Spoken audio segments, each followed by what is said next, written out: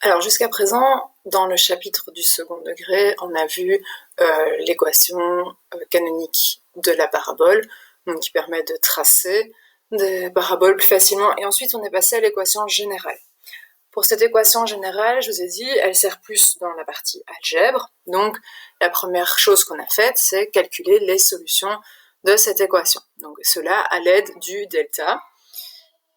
Alors ça permet de trouver les solutions, mais ça permet aussi de faire un autre truc, qui est la factorisation. Donc la factorisation, je vous rappelle, c'est transformer tout ce qui est somme et différence en un produit. Donc ici, on va ajouter un petit bout, et on va arriver après à factoriser nos expressions. Alors, la factorisation, la méthode, elle est assez simple.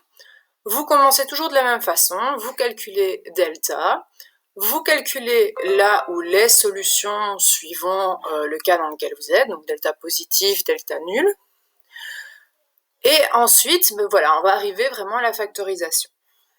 Alors, la factorisation, d'un point de vue théorique, mais si le delta est positif, vous avez deux solutions, donc on appelle x1 et x2. Donc ces solutions, ce sont des racines, et donc votre trinôme qui était ax carré plus bx plus c, vous allez pouvoir le réécrire sous la forme a, c'est toujours le même, toujours coefficient de x carré, fois x moins la première solution, fois x moins la deuxième solution. Donc si les solutions sont négatives, si par exemple on avait moins 2, ça ferait x moins moins 2, ça fait x plus 2. Donc voilà, faites bien attention à vos signes.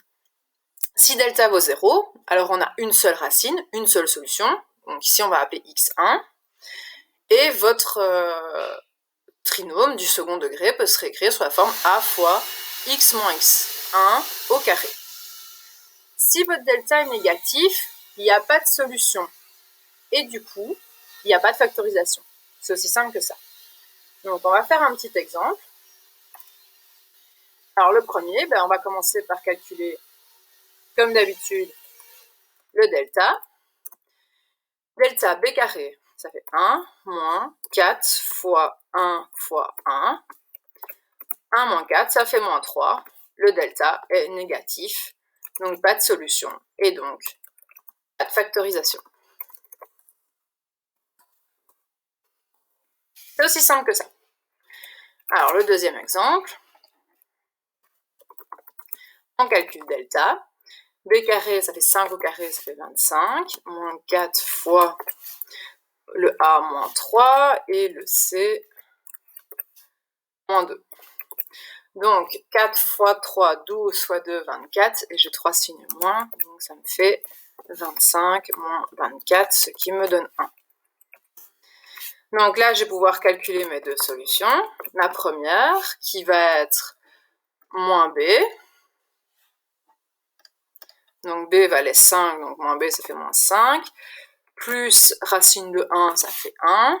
Sur 2A, 2 fois moins 3, moins 6. Moins 5 plus 1, ça fait moins 4. Moins 4 sur moins 6, ça fait donc 4 sixièmes.